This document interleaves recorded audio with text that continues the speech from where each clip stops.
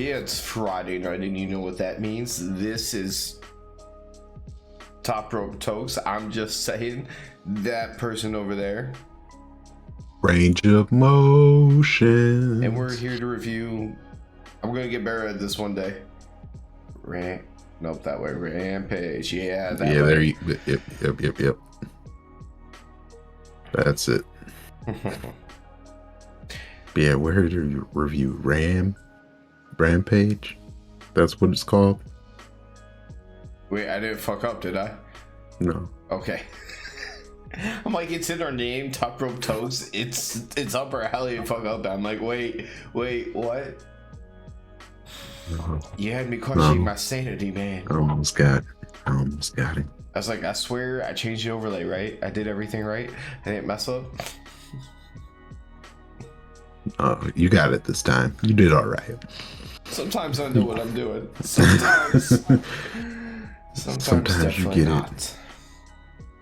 Mm-hmm. Hey.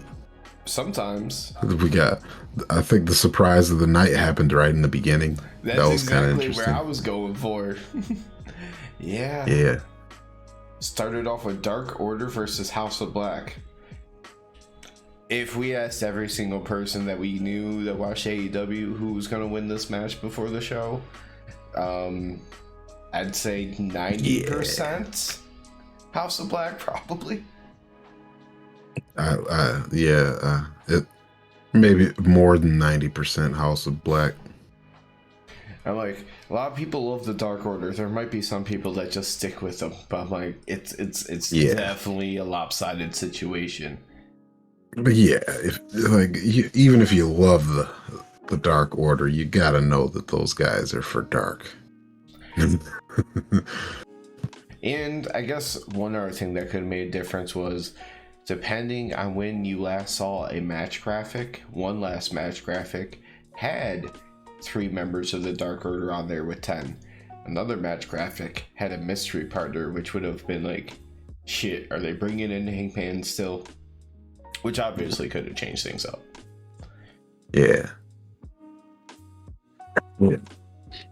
Instead, the match was kind of going exactly how you would think, because Malachi ended up having 10 in a knee bar. Both the other members of the House of Black completely had the other members of Dark Order, taken away, so they couldn't interrupt anything. And we got Miro coming out. Then Buddy and Brody charge at him. That didn't go too well for him, did it? Oh man, that Buddy hit the mat or hit the ramp hard. I'll to say that he hit the ramp hard. Not only did they get hit hard, but what happened in the ring? Mm-hmm. Yeah, the Dark Order actually wins with a roll up. Alex Reynolds rolls up Malachi Black for the win. Yeah, Dark Order winning a match that you don't think they're going to win because they're just on Dark. And if I remember correctly, they're going to be facing next week the Best Friends. What up, Wreck-It Rod / Pudding Farts? How's it going? But then after that, it didn't stay too well for Miro, because he got his ass kicked by 3 people after. Which Dark Order was gone and not even trying to return the favor whatsoever. But eventually we got Darby and Sting coming for the rescue. They didn't have to do anything. It was one of those situations they just backed out of the ring and everyone kind of scattered. So definitely getting another trios match coming up here soon. Yeah. How many trios matches are going to be on the All Out card? I think they should just make every match a trios match. World Championship trios match.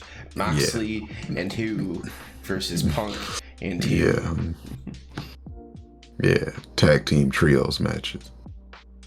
I mean, we definitely have Swerve in Our Glory and whoever the hell versus the Acclaimed and Billy Gunn.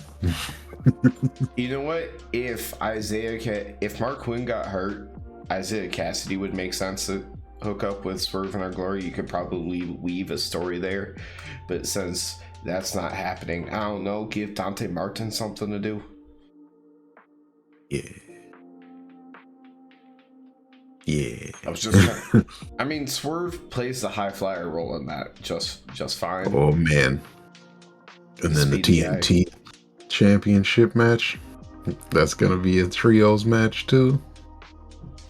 I mean, basically, FTR, both bald and hair, with Wardlow. Yeah.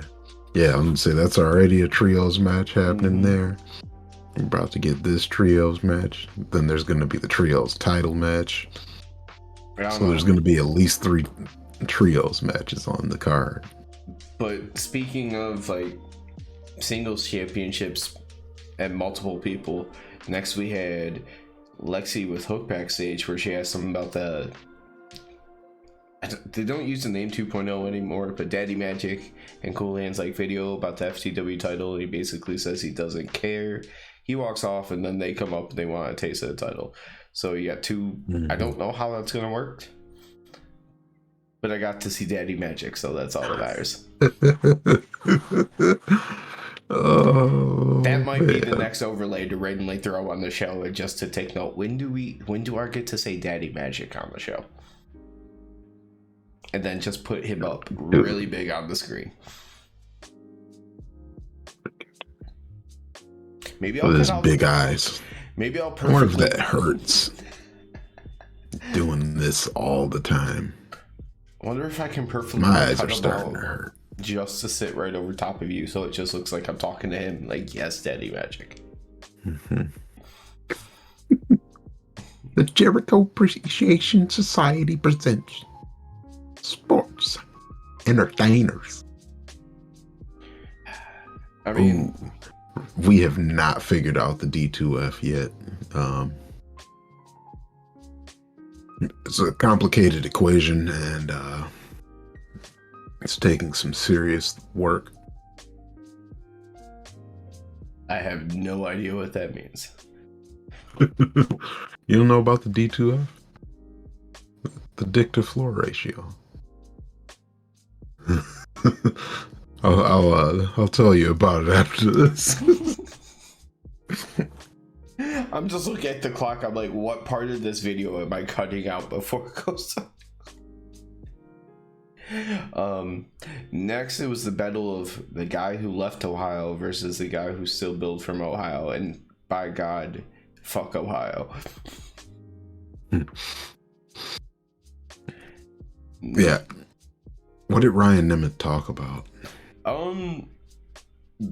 Basic cliche heel shit, but from a person who moved away from the city. He even ragged on the Cleveland Browns and act like he was gonna puke. I mean, same.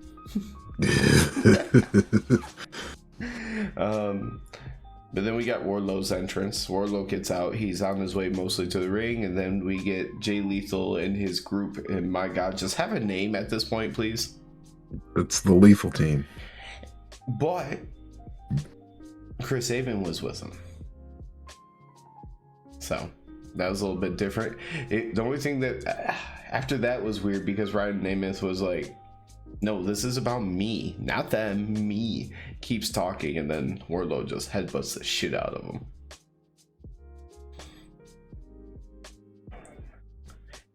Short match after. Whew. Headbutts. I don't know. Do you know how they described that big wind up thing that he did where it looked like he tried to do some DBZ type stuff?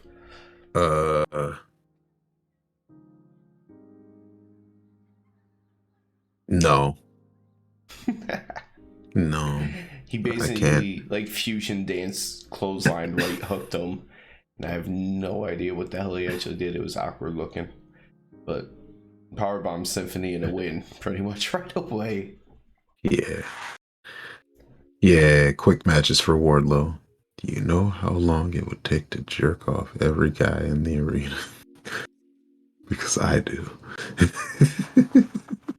Oh my god. I, I don't I don't even want to know. Jing. Uh, Hey, we talked about him earlier. waste what? But next we had Lexi with Private Party and La Facción and Gobernables. Yeah.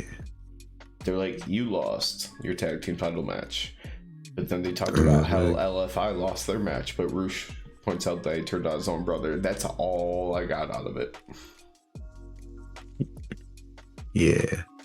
And then, I don't know, and I was just left thinking that Private Party is finally going to be like Free. done. Yeah, free there, hopefully. It feels like they're kind of being circled back into being brought back into the picture, like how you rotate people in and out. So it feels like they're trying to get them built up to, like, within the next year to have a. Because it's going to take time for them to be taken serious again. You're going to have to give them some kind of story, maybe 6 months to a year. They can be champions again, or for the first time. I was going to say again. Now, in the first tag team title tournament to determine the first champions, they did beat the Young Bucks in the first round. They did start them off hot. Oh. And then they was like, nah, y'all just gonna get this sweet song. Then the rookiness and not get to use it. Holy shit, I just realized something. Did you? Match before super quick. The next thing that we had was another very, very quick match. I thought my notes were wrong because I was like, no, there's no way that the two like squash matches, half a minute, like the two squash matches were in a row. Oh, but apparently they were. Okay, I knew that. No, you got that right. Powerhouse Hobbs versus Ashton Day. Ashton Kutcher. Yeah. Hobbs Spinebuster is dope. That's how he got the win. Did his kneeling on his chest pin. Mm-hmm. Commentary pointed out that while Hobbs was bawling the crap out of Ashton Day, that it was yelling, "Go get Hobbs," or "Go get Starks." No, "Go get Ricky," but Starks. Go get Ricky. Go get Ricky. And then a video comes up. Or somebody not video, but yeah, somebody's already got Ricky. QT says they made a promise. And they got a bloody, beaten up Ricky being held down. Yeah, then QT says this one's on the house, and he had a watch wrapped around his fist, punched him one more time, and Ricky went down, spitting blood. Mm-hmm. Hobbs looked happy. I mean, as happy as you're going to allow the dude who's supposed to portray the big bag monster right now. As about as happy as you're going to let him be, which is what usually that like Cappy's like smirk, sneer kind of situation. Mm-hmm. He does have a good facial expression for a sneer, though. Yeah. He has that, that smirk. And a good, like, I want to say stink face, but not like a Rikishi stink face. Like that. I mean, if you know what I mean, but I'm sure there's a better word for it. Yeah, man. It's a mean mug. Next is right up your alley, though. Yeah. Your favorite person on the TV show for the night. Oh, yeah. That's right. Jay. This was actually... there wasn't much to it, but this was great for me because she pretty much said, fuck everybody. Yeah. She was like, you get her out of here. And then you She told I'll never remember what the interview lady's name is, but Lexi. yeah, her. She just was like, "You, I don't need you," and everybody just walks off, and she's just like, "Athena, come get it." Yeah, she got like 3 words, and Athena was already attacking And then her. Athena came and got it. Everyone's getting everybody backstage tonight. Yeah. Wait, hold on. No, because that's our last backstage thing. Yeah. Sad thing is with the height difference, you're framed on Jade. Athena runs into attack her. And all you saw was the top of her head and her hair. Yeah. The framing on that one was not great. I mean, it was probably hard to do because Jade is just massive. It just made it seem And so Athena's much worse. a normal sized person. I wonder if Jade was in any of her like big like heel boots or anything like that, because it seriously felt like a good 2-foot difference. She always has a little heel when she's not wrestling. I've noticed. So yeah, she did. I don't remember this ending in any kind of memorable way. Just the next thing I know, we were getting ready for the next match. That's pretty much how it went. Which sucks, because the next thing that I had to see on my screen was Sammy and Ty. I will say though, during their entrance when they started making out, Cool Hand made me laugh. Did that like switchblade comb, and when they're making out, he like holds up his comb as something special and gives it a little kiss. Because he had no idea what the fuck to do when they were making out, besides stand there. Yeah. I have 0 notes on this match until Ruby hit a poison rana on Sammy. Dude, that's where my notes started. Wait, hold on. Give me half a second and go. It's already up. So, the hit of the night is Ruby Soho hitting a poison rana on Sammy Guevara. Yep, 2 strong like, points. Not here. only was it clean, but it was Sammy Ruby Guevara. Soho hit it on Sammy Guevara. So, hit of the night. That was one I didn't even look at the time, because part of it's that Rampage is not a long show. So like when that happened and we were already that far in, I'm like, I don't care what happens for the rest of the show. She just hit a poison run on Sammy. Yep. Hit of the night. Fuck you, Sammy. That's all I needed. Sammy. With that highlight of the match out of the way, Anna Jay came down, threw Ruby into the steps, distracted everybody, including Ortiz. Sammy hit a springboard cutter on Ortiz for the win. Somehow Ortiz was not bleeding. Yeah, His Ortiz face was hit bleeding. the mat, and when he bounced and turned over, there was already a good amount of blood on his face. Yeah. Yep. It was because nobody else had bled yet. The only thing I could think of would be if he They were like, totally hey, massacred his nose and it bled up and like flew up. I have no. I mean, they were just like, hey, you gotta bleed. Somebody's gotta bleed.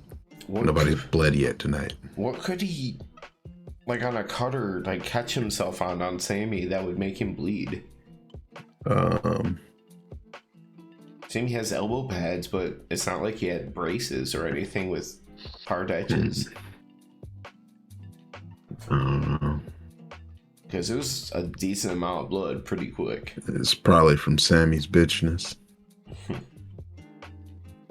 Ortiz is so tough and Sammy's such a bitch that it was he actually cut himself on it. Sammy's blood because his face just mangled Sammy's arm.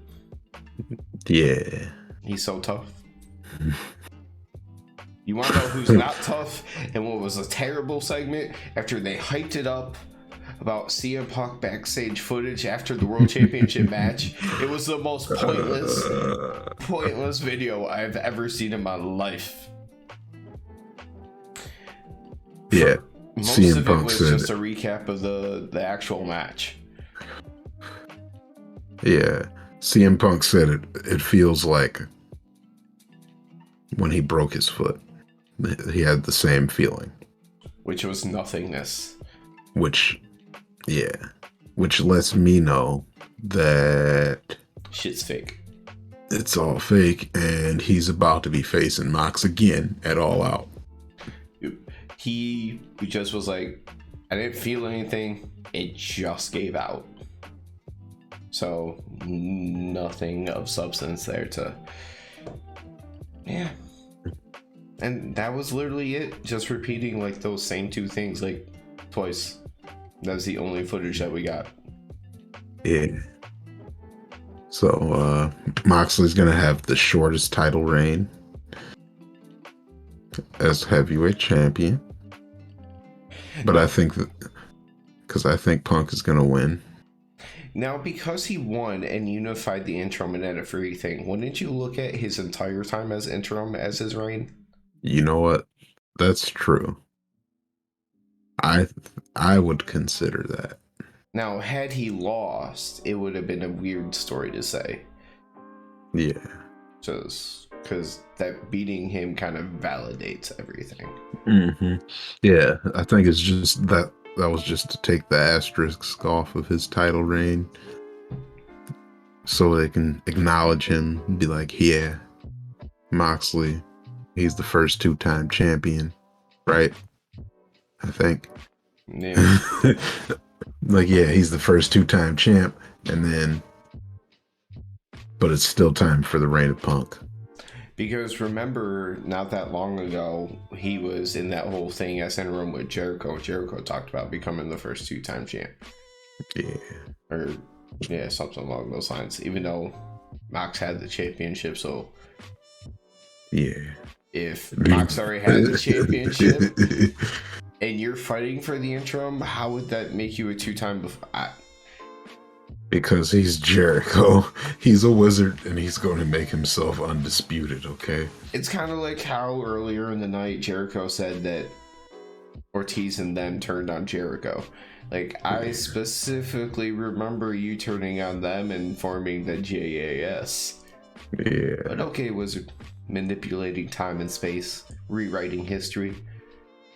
Fireballs. Yeah. Jericho. Who was on commentary for the whole He's night up until this next point. Yeah. Because we were getting to the... What's it called when it goes on last range? It's called the main event.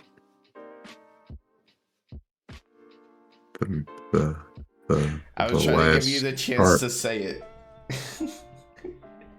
I didn't know. You know, the finale. I was trying to give you the Mark Henry chance. Oh, he says it's time for the conclusion.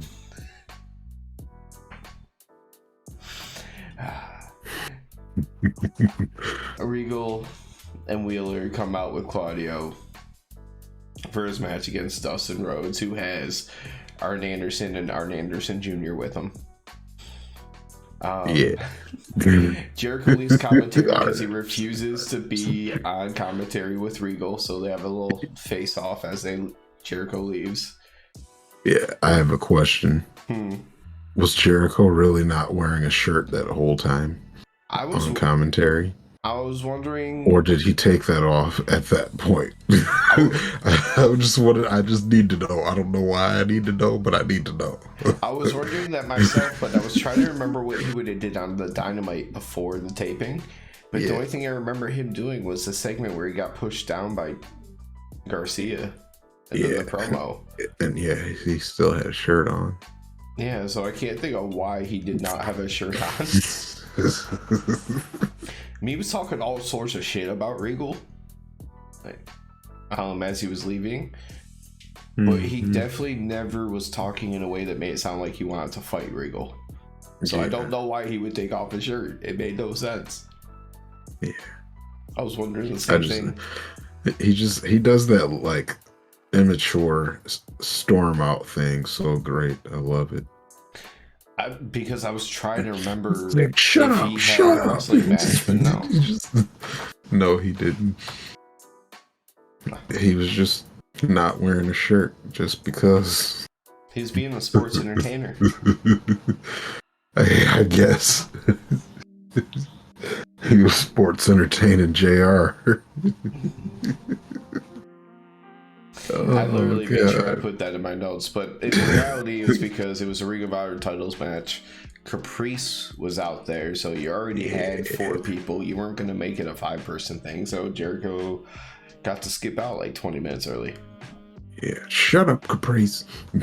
I love Caprice Coleman on commentary. I do. Occasionally, JR will give us a good line. Tony is, I think, really good at the other interviews. Yeah. But I do like having that kind of like. Yeah, Tony's good. Tony does. I think he's play by play, but he doesn't have like the flavor that some of the other ones do. Like Excalibur's there for his knowledge, and it's great. Mm-hmm. JR has his JR lines that are still always going to work, but he also has the ones that don't work. Tony is great for when you need that kind of like showmanship stuff to it. Yeah. Like game show host kind of aspect.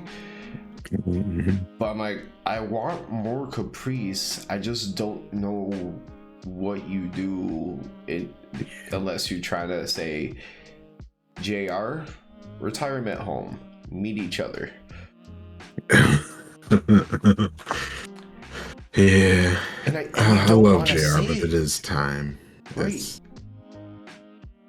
You don't want to say it, but I'm like, I'll appreciate him for as long as he's there, and like I appreciate that they don't have him on for full shows and stuff like that anymore, because he kind of just seems to drift off if he's on the show too long. No, so like for the squash world title match on Wednesday, I remember seeing people comment on it a lot that the other ones were sitting there talking about, did Punk come back too soon, blah blah blah, trying to make a story out of it. JR's just like, nah, I got his ass whooped, that's what's happened. And like sometimes like that is a great thing to have, but pros, cons, Caprice. Caprice son. I have no notes on this until the botched leapfrog. Yeah. And which was like the end of the match. Yeah, that's that's what I got here too. The giant swing is always a little bit more impressive when it's on a bigger dude, because it's not like a high risk move, but it's not easy. Keeping your balance while swinging around like a 250-pound man. Not easy. And the thing is when Claudio gets to do it to smaller people, it looks easy. Mm-hmm. But as soon as it's somebody bigger, like probably in the Dustin Rhodes, like Jake Hager, like starting to get up to that size kind of situation, you can see the difference in how much it takes on him just to add that extra size, because it does not look as easy when it's somebody like that. Yeah, that's what I said. It's always impressive, a little bit more impressive to see it on a bigger dude. But yeah, speaking of bigger dudes, they definitely played into the end of the match when Claudio went to leapfrog tall Dustin Rhodes, and Dustin Rhodes did not duck and basically just headbutted him in the dick. Yeah, Claudio posterized him. I didn't think of it that way. Yeah, Like, Yeah. dick in face. Claudio went down, holding everything in a very much more realistic way when you see low blows. Yeah. That's another thing, because like a lot of low blows, the way that got the dudes reacting, the way they'll wrestle and they'll act to a low blow isn't exactly how you typically react always. But this one was legit. Yeah. Yeah, he definitely wasn't supposed to to hit his nuts on his face.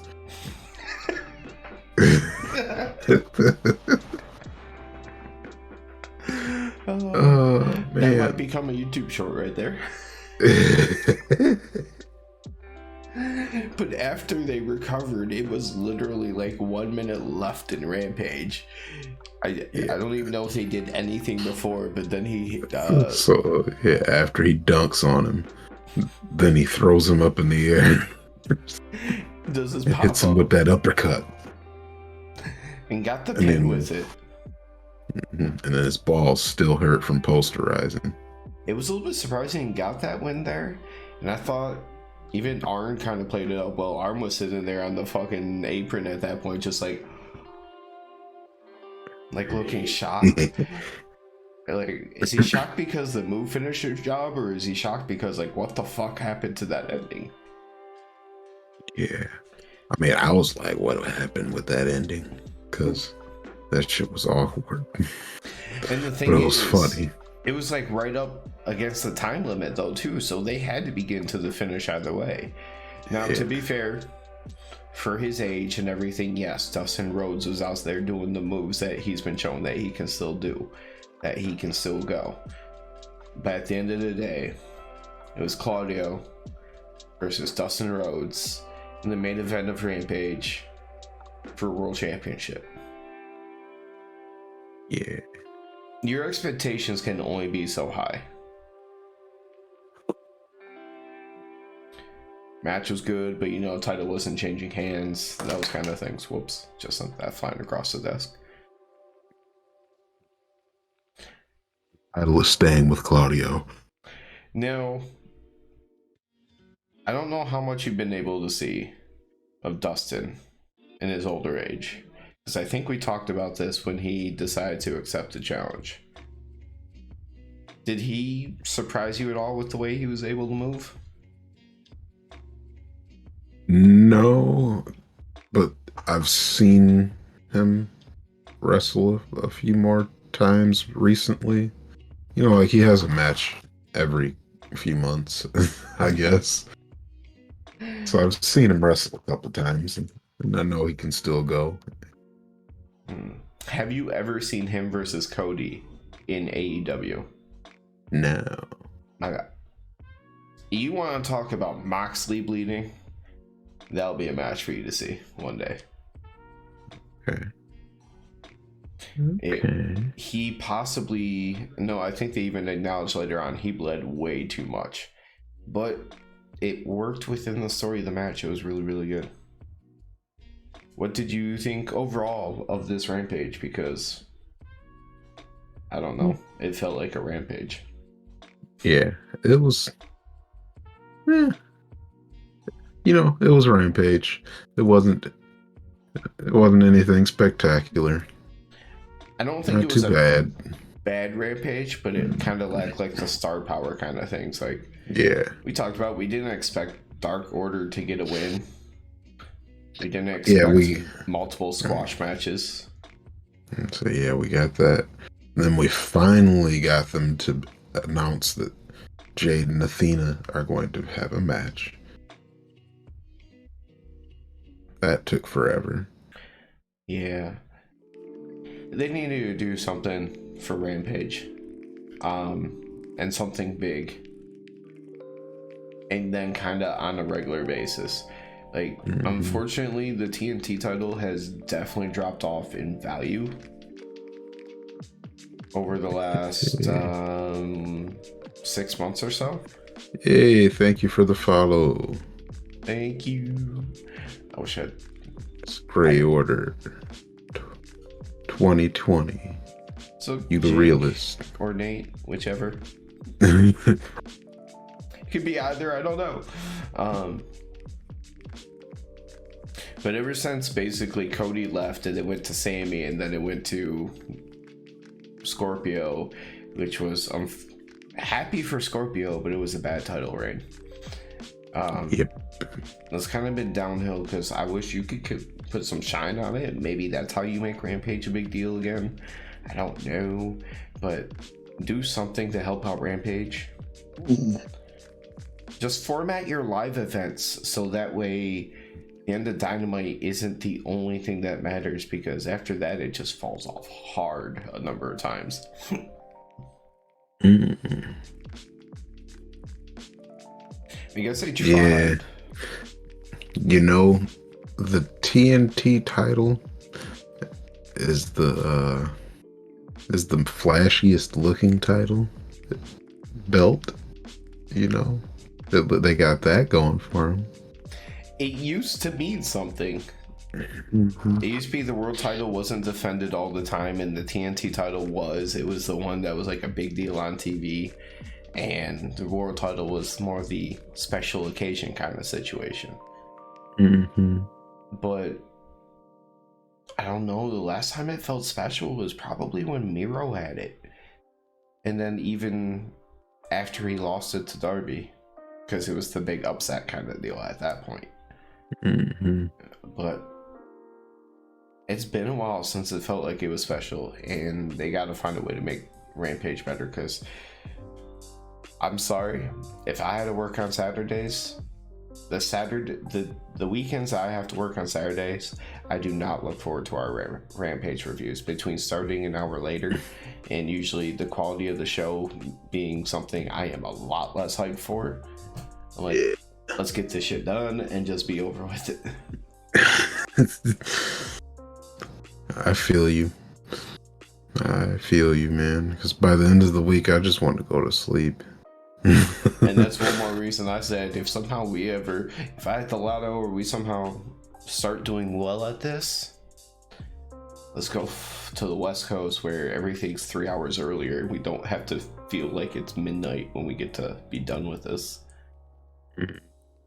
Can watch wrestling for dinner and then still have social lives later? What? West Coast people, you got lucky.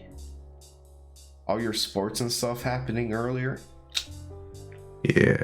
Forget Saturday morning They're cartoons. probably like at work a lot during stuff. It depends on which one it is, because I know like a lot of your sports stuff, they account for it. Mm-hmm. I don't know because let's see, most events like Dynamite, okay, so that'd be right at 5 o'clock, so yeah, they would miss the start of it. Sucks for them. Start a podcast. I mean, that's just wishful thinking. We've talked about that for a while. I would love to make that move to the beautiful West Coast that I've never been to. Just want to get out of here. I've looked up the weather reports. Hey. California, here we come. If there's a time that I ever get to fly and I arrive in LA, I totally want to have a montage walking out of the airport playing some Tupac.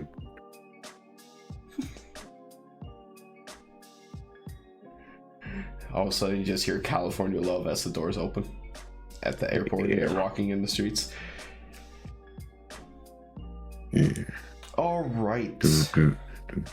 I'm gonna have Biggie playing. I'm going back to Cali. I can't say going back.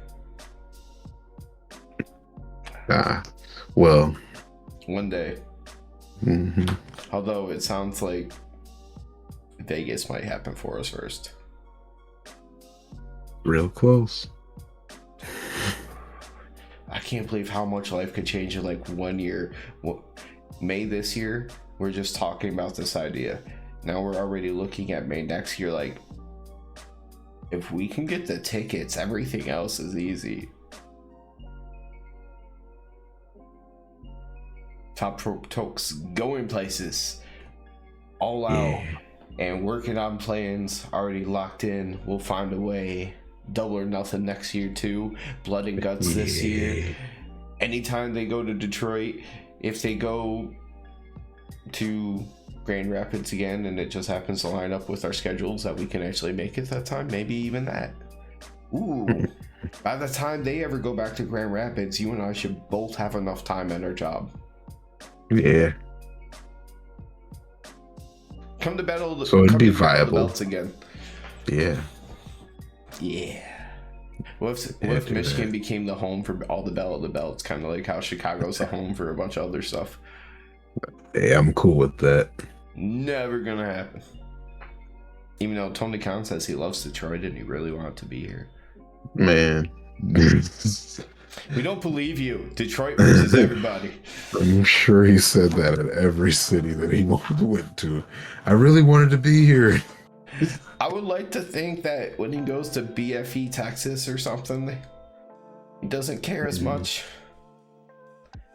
We do have good crowds and some historically significant moments, so I do feel like Detroit's a little bit special and should be treated as a bigger deal than it is. But I obviously Chicago, Philadelphia, there's a few other places. Come on, we don't have the sports teams right now to root for. Give us AEW.